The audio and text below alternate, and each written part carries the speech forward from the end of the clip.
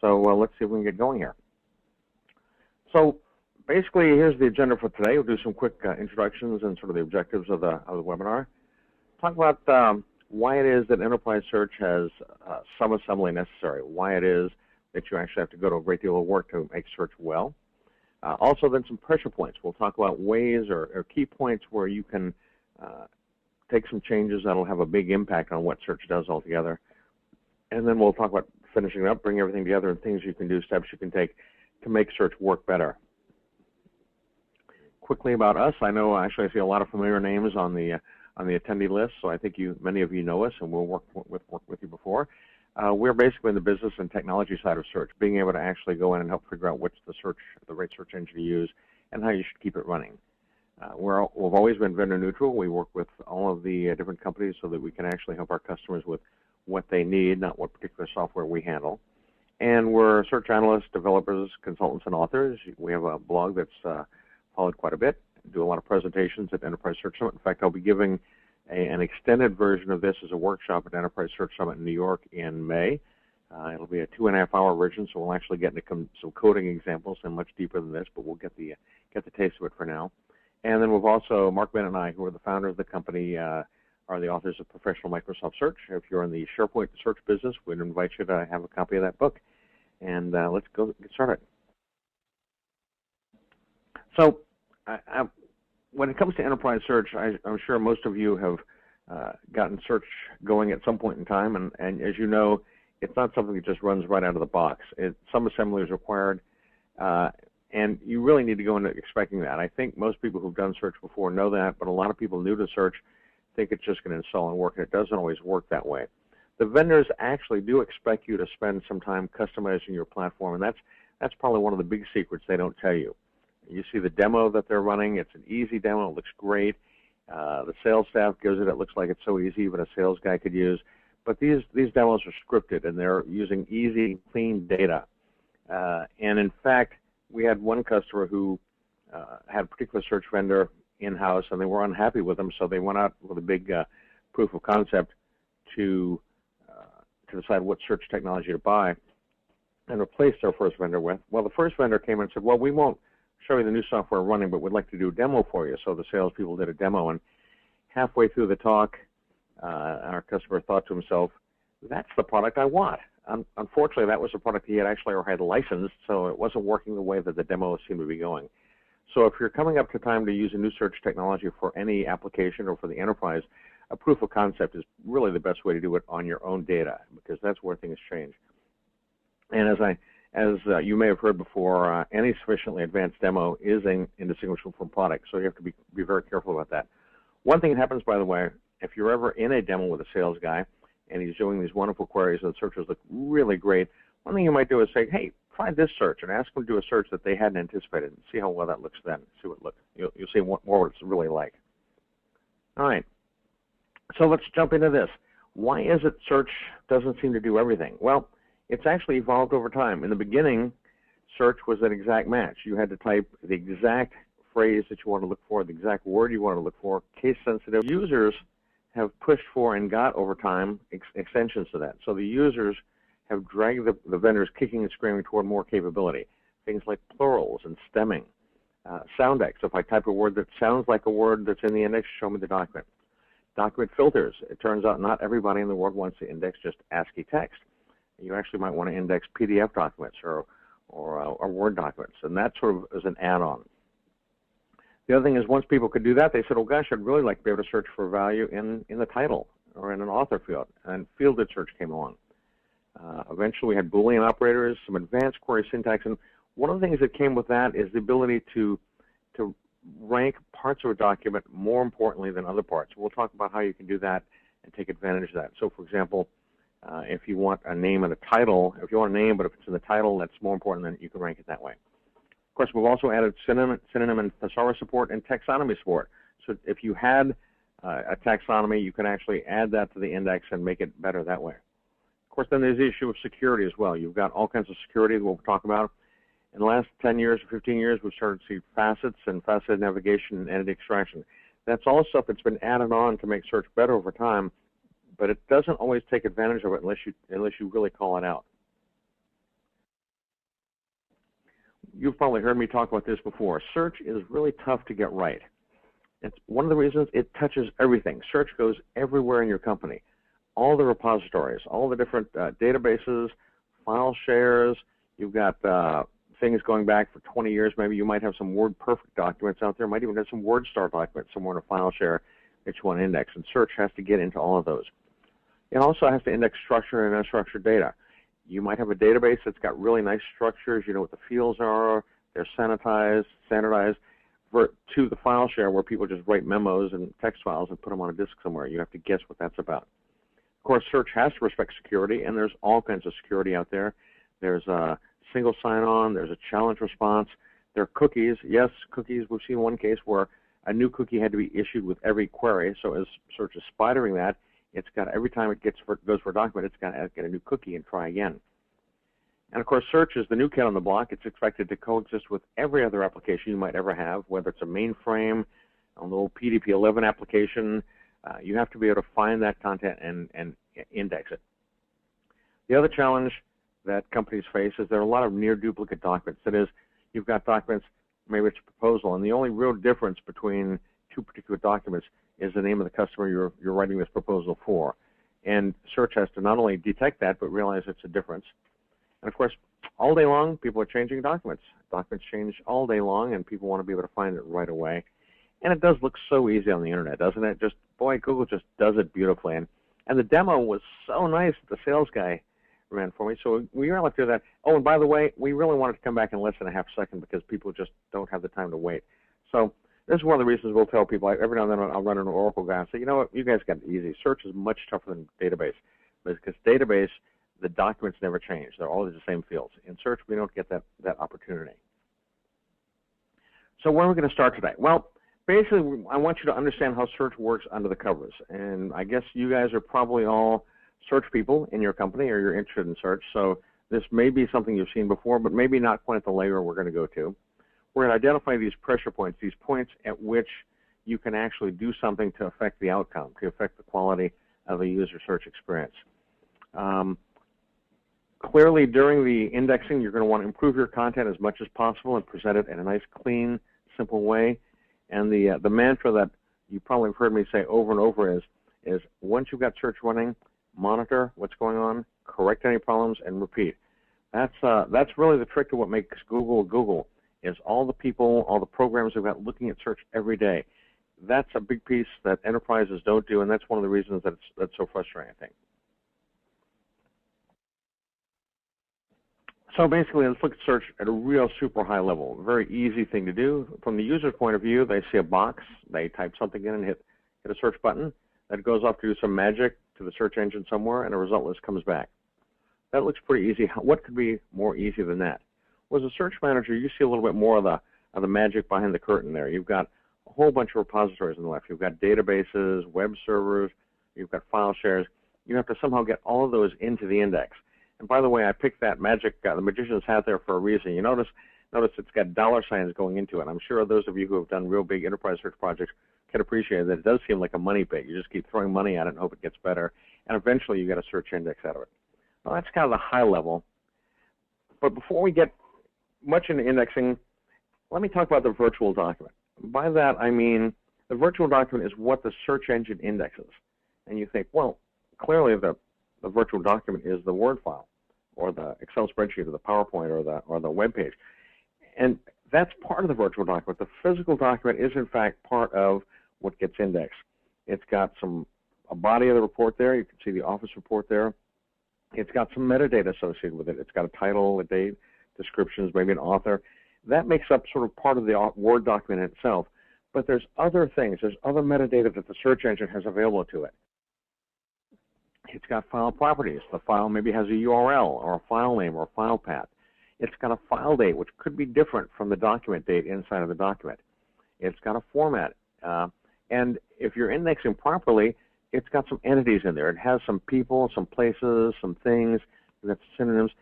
All of those things make up what I call the virtual document. And the search engine indexes the virtual document. This is where we have an opportunity to make search better.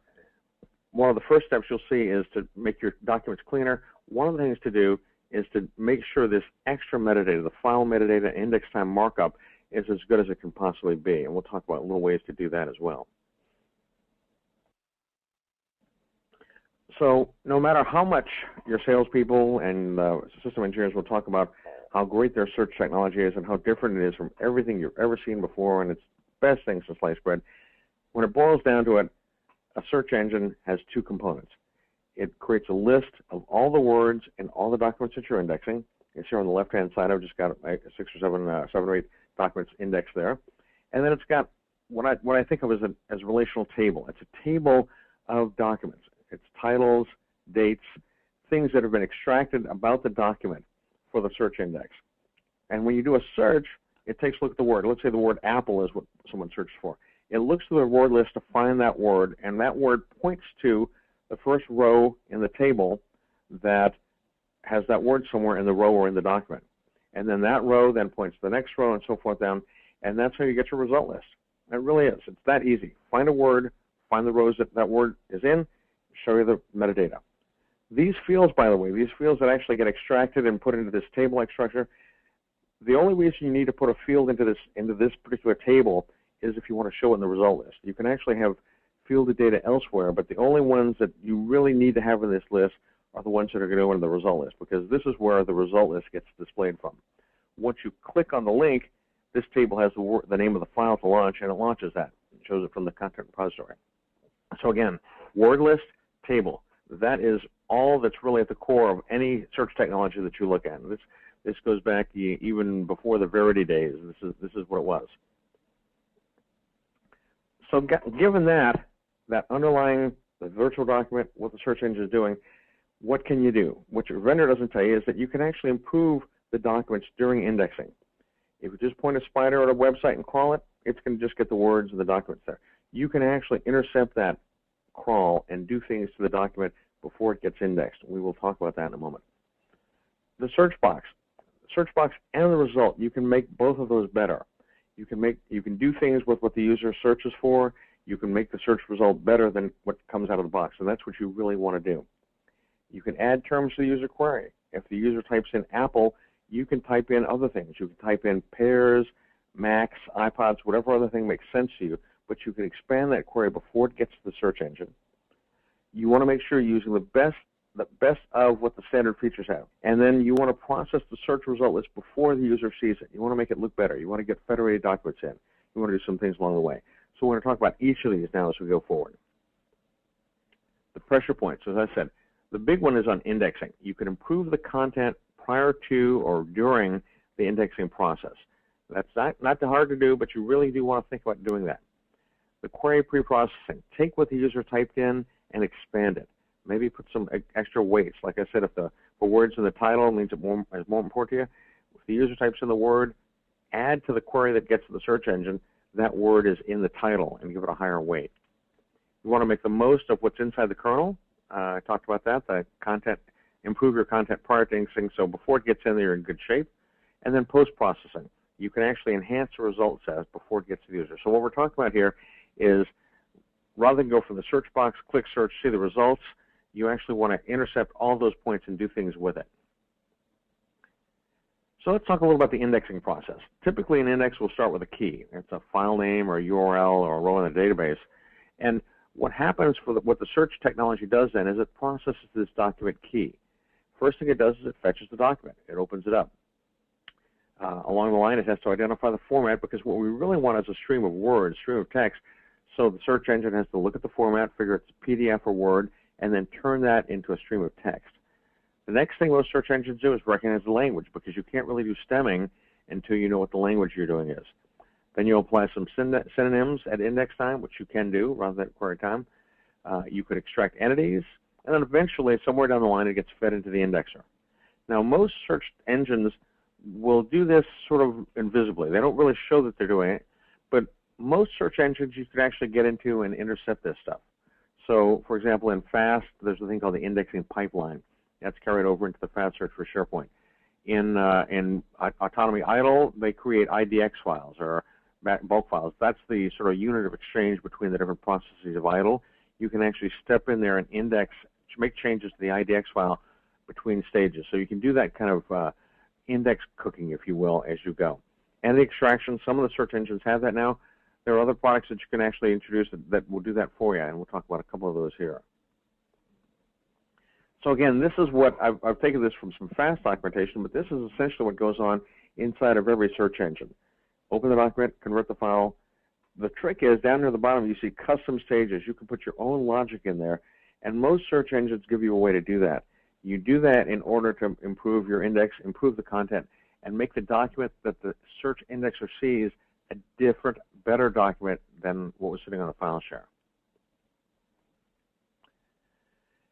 So here we go. We were chatting about this a little bit already. Improve the content. What things you might do? Well, you could add synonym terms for indexing. If you've got a synonym, a list of synonyms, you can certainly use them. You're probably familiar with using synonyms at runtime. That is, when you type a query, you expand the query to include all the synonyms and pass the search engine. The problem is anything that happens at search time is time that the user sees sitting there waiting. The longer it takes to bring a search back, the less happy and the less relevant the user thinks your searches are. If you can index these synonym terms at indexing, that's much, much more quick response, so the user doesn't sit there waiting for a half second. You should get it back in a quarter second or less. You can actually do either provide some entities if you know the entities in there, or you can actually extract the entities for facets and things like that. Another thing, you can add content where it makes sense. For example, look at the context of the document. Is it a report? Is it a data sheet? You might be able to add some value based on just knowing at index time what kind of document this is, and you can add value that way. How do you do all this? Well, we talked about that. Fast Search has a pipeline. IDLE has IDX files. XLead you can do it with an API. One thing to remember is during this indexing phase, though, every document you index has to go through this index pipeline or through this phase. So you don't want to add anything that's going to add seconds to each document indexing. If you have 1 million documents, you're going to go from maybe 5 or 6 days to index everything completely to weeks to index completely. One of the things Fast and SharePoint actually does is it puts a 10-second limit on it, but can you imagine waiting up to 10 seconds for each of 1 million documents to get them indexed? You're going to be gone for a long weekend at least. So speed is of the essence here. All right, let's talk about query preprocessing. That is, take what the user has typed in and do something to it. Well, the first part of that that's kind of nice is autocomplete. That is, you've seen the type ahead. As you type, it suggests words. That's one way to improve the quality, to get that in place. Evaluate and parse the query. This is one of the things that you've seen Google do if you've ever tracked a FedEx package or UPS package. It looks at a query and says, is this a special format? This looks like a FedEx tracking number. Maybe it's a FedEx number, and it completely bypasses the search engine. It says that straight out. You can do the same thing. If you see a product number, anything that looks like one of your company product numbers or a name, you can do something with that query. You can decide that if it's a name, I want to maybe show a phone number. I do things like that. The other thing I can do is I can expand the query, and I say using the platform query language. That is, for example, we have one customer who have a lot of reports on their site that are written by human analysts. So these guys are very, very smart, and all of their documents have an abstract. Well, if a term or phrase shows up in the abstract, that document is pretty important because a human has actually decided this is what the document's about. So if your platform supports the ability to say, hey, look, if a word shows up, if this word that the user typed in shows up in the abstract, I want to rank it higher. So you can do this kind of extended processing at search time. And then, is it one of your best bets? If it's a best bet term, you might take something with it. And I say there at the bottom, I think Siri. I don't know if those who use iPhone. Siri, you can ask questions of it. Well, you have to sort of think like Siri does when you're in this pre-processing of the query. Try to figure out what it is they might be expanding and try to expand for them. Here's a quick look at what auto processing looks like. The good news, by the way, is there are a lot of open source tools to do processing this autocomplete or type ahead. Down at the bottom, there's one called Scriptalicious.js, which is a Ajax toolkit. In fact, it's the one that Fast used in their technology for autocomplete. Pingar, which is a company we work with, also has one of these capabilities in the commercial library of tools. As the user types, after they hit a few letters, the terms get sent off to the search engine and say, hey, here's HEA. Show me the words that start with HEA. And it comes back, populates a list, and shows it to you. Now, the trick is, you'll see in the example I've got here, the third term there, smoking, doesn't have an HEA in it. there's often a disconnect between what business content owners and search vendor people think about type ahead. To the search engine people, if I can show you the words that are actually in the index, I'm doing a pretty good job. Usually when a business line manager thinks type ahead, they want to use it as a marketing opportunity. If you're typing in iPod or Apple, you'd like to suggest an iPod. If you're typing in reports, you'd like to see documents. So most of the search engines don't have that capability. In fact, I'm not sure I know of any that do, that the business manager can say, when this term is typed, suggest these terms in the type ahead locks. You can do that at search time, but not as you're typing the query. That's probably a direction we'll be going soon, but that's what we're talking about in this autocomplete. People like it because, I don't know, maybe it's just me, but I'm a terrible typist and a speller. As I type, I can see what the right spelling is and go ahead and figure out what I really meant to look for. Okay, the next phase that we talked about is the kernel itself, the search engine, the underlying search engine itself. It's got some capabilities in it, so you want to make sure you use them all. In terms of a spell check, you want to make sure you're using that, and you'd like to feed it a custom dictionary because your CEO's name is probably not in the regular dictionary, and he doesn't want to be always see his name being suggested as a different spelling. It supports thesaurus and synonyms and taxonomies. Make sure you've got those, you're feeding those in. And I'll take a little side here. The best taxonomy, the most important taxonomy for you to care about is not the one some taxonomy specialist built for you. It's the words that people are looking for on your website. Come prepared with those terms to make sure those get indexed in documents. Stemming and plural. You want to make sure you take advantage of that you're using smart stems, smart plurals for the language that you're indexing. And finally, there's a good chance, this is a little bit of a repeat from the query side, but there's a good chance that your kernel supports fielded search and some kind of relevance. If you know something about the document, you can boost the relevance by focusing on a particular field. If it's an HR record, you can focus on the employee name. If it's a sales report, you're going to focus on where the company, the partner company name is, whatever. And be ready at some point. Some of the engines will let you, at this point, call out to likely federated sources and start integrating data here.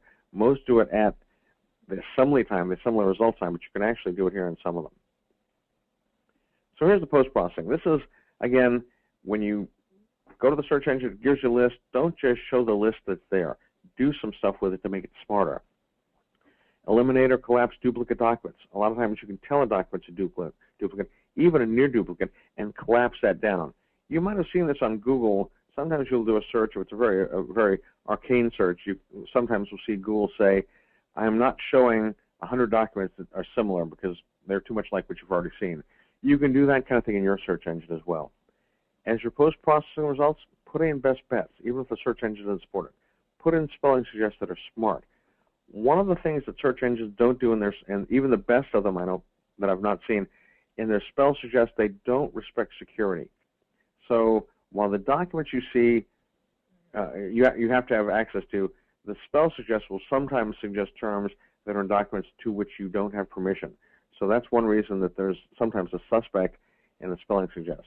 You know, there's one example is if you search for the terms layoffs and it says showing 0 of one document, you've pretty much answered the question already. So chances are good that was not supposed to be something you're supposed to see. Also, then assemble your sources. You've got a lot of different sources of data. You might have different sources of data. You might have a marketing collection you're indexing. It might be a sales collection you're indexing. Rather than mix those all together, sometimes it's nice to create a tabular view so that you can show results. This is the marketing tab. You have the next tab. You see the results from sales. Next tab from engineering. Rather than mix all those results together. That's actually not hard to do, but you got to do it here before the user sees the results. Don't hesitate to insert your own smarts here. If it looks like a person's name, show the contact information. Wouldn't it be nice, like FedEx, if someone types in someone's name, if the very first line of the result list was the person's name, their department, their phone number, and their email address, there's some chance what you're looking for is the email address. So that'd be nice to show it up for them without having to open my page or the person's personal page to find that out. If it's a part number, show a link to the product page. Build your own best bets, if you will. If it's a common term, do what Wikipedia does. Offer to disambiguate. If it's possible that they mean one of a couple of things, ask them to help you figure out what you're talking about. Remember in the old days, it was very impressive. Verity could actually say, if you'd say New York, it would say the city or the state, and it could actually take action based on that. you can actually do that and make your search experience better for your users. So here is what I'm proposing is the extended search processing flow. This is not the easy search that the user sees, but it's what you want to make sure is going on inside of your search engine. Specifically, from the when the user starts typing, you want to do some autocomplete. You want to process that and see what they're doing. Once they've hit the enter key, look at the query. Try to figure out if it's about location. Is it a business practice of yours? Has it been in the history of the user? Have they looked for that before? Is there security attached to this? What can I judge based on what the user has typed? This is the point, by the way, that Google will take the FedEx tracking ID and say, hey, did you want to track this to FedEx, rather than say, sorry, no hits. And again, they've got the smarts there. They know, they've talked, you've heard me talk about in webinars before, they'll take a 12-digit number, and if it meets the algorithm of Federal Express's shipping tracking ID, it makes a recommendation. Arbitrary 12-digit number will produce no hits probably. Also, look at the query content itself. Is it a name? Is it an email address? Is it a phone number? Is it some hot term in your company? Is it vacation? Is it healthcare? Re-enrollment? Try to make some decisions based on that before the search engine even gets it. You can expand the query as you want. Take what the user typed in, make it a bigger query. Focus on the content that's in the thesaurus or content that's in the abstract.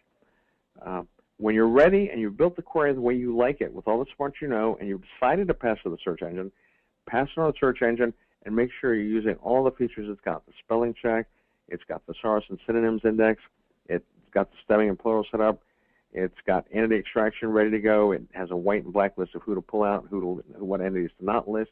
All that processing happens in the kernel, so make sure you're ready to take advantage of it. When the search kernel comes back, it's got a list of documents. Probably gives you 20 documents, 25 documents, whatever you ask for. Do something with those documents. What are you going to do? Well, first thing I'm going to do is do a call out, because I want to see if I've got some other content. I might need to go to an external data source, maybe a public site, maybe a login site, pull that in from somewhere. The nicest thing is to collapse duplicates. If you've got a lot of duplicates of the result list, pull those down. Insert your best bets, insert your callouts, and then only at that point, and in fact, maybe you even want to build it a tab, so depending on what tab you're going to show them first, those are the documents you show. At that point, show the user the result list. At that point, the search is finished. This whole depth here, this whole chart here, this is the secret your search vendors never tell you. You really want to be doing this stuff to make search really, really good. And with that, I think we are about at the key takeaways. Here's what you need to do. Plan on customizing your search platform. Your vendor really expects it. They think you will do it. They want you to do it. They won't tell you. I don't know why. Maybe it sounds too hard, or they're afraid it'll scare people away. Clean up your data during indexing. Give the search engine the best possible information with each document. Tweak the user queries for better results. Expand the query. Set the relevance. Focus on what you need to do. Some search engines don't do this. For example, the built-in search, the Microsoft Enterprise Search, doesn't have the ability to tweak relevance real easily. You can tweak it system-wide with a secret XML file, but you can't do it query to query like sort of modern enterprise search technology will let you do, like FAST, Autonomy, XLead, and so forth. The Google Search Appliance can do that too. Display smart results, not the out-of-box list that comes back from the result list. Do things with it, dedupe, figure out what people are talking about. If you need to pull things in and federate, that's great. Track search activity over time. What you really want to do there, and ideally I'd say track daily, but if you're not in the business of selling products on the internet, that's probably too much for you. But when you first roll out a site or first roll out an instance of a search engine, look at it frequently. Look at it maybe weekly. And once it looks like you're not seeing a lot of new content weekly, go to monthly. And I'd suggest at least a monthly check, because what will happen is over time you'll start seeing some annual cycles. During re-enrollment period, there are many more questions about health insurance. During November, December, there are a lot more questions about vacations, things like that. And you can anticipate those, and you can roll best bets in and out, and you make sure those are going on. Make sure the search experience is simple and clean. Make it look like Google. People seem to know how to use Google. And then you've got it. That's what your vendor expects you to do. Hopefully that'll be something that you'll be able to do for us here. Let me just, one more thing before we get to questions. I want to tell you what we're going to do next month. The 28th at 8:30 a.m. We're going to start earlier. Some people in Europe have asked us to start earlier so they don't have to stay up late. We're going to talk about the question of metadata. Is bad metadata costing you money? we're going to talk about getting good metadata in. How do you decide what is good metadata? What tools you can use to do that? So I welcome you to come to that point. And then let's go forward. Let's see, we will have this, as Evan said, we'll have this available on Ask Dr. Search channel on YouTube. And if you'd like your own copy, let us know. We can send that to you as well. So now let's see if we have any questions. Looks like I must have explained incredibly well because, there's one right there about the type ahead. Are there any type ahead tools that actually will let marketing assign a value? Yeah, so I think what you're saying there is, are there any tools that don't just show the words that are in the index? And quite honestly, we've not run into that yet. Most of the search engines, in fact, I think all of the search engines that have spell check will bring back just words in the index. And I don't know of any that even security trim that. So right now you're kind of up in the air and trying to do any kind of marketing on your own. If you see a site, an e-commerce site that's doing that, they've probably written the code to do that. So you might want to consider how you can do that or whatever. See another question coming here. Let me see. Please explain how kernel processing is different from other kinds of processing. Okay, well, I guess the kernel processing, the search engine itself is a black box. It's going to take whatever capabilities it's got, and it will process them. So I guess my take there is make sure you're in a position to take full advantage of what the search kernel will do. If it supports taxonomies, make sure you've got a taxonomy to feed for it, and you will basically given that up front. Basically, the thing there is make sure you're in a position to let your search technology do as much as it can do. You're still going to have wrappers ahead and wrappers behind, but make sure that you're taking advantage of all that it's got, all right? Let's see. Question, autonomy spell check could be used for specific marketing. That may be someone saying autonomy spell check can be used for specific marketing. I'm not sure if that's the case. If that is, that's certainly something to look into. And in fact, I see Rupender asked that. I know Rupender well. I should have known a troublemaker would show up in the crowd. Rupender, let's talk about that later. Make sure I understand what you're talking about, and then I'll send an email to folks and post that in the YouTube video to describe what that is. I think he's saying that autonomy spell check can be used for specific marketing purposes. So I'll chat with him about that. Any other questions? Looks like not, and we finished up a little early, so we've got extra time before lunch if you're on the West Coast, and for your afternoon break if you're back east. If you have any questions that do come up, you know how to reach us. Our name and addresses are here. Feel free to call. And if you have any ideas for webinars you'd like to see, please let me know.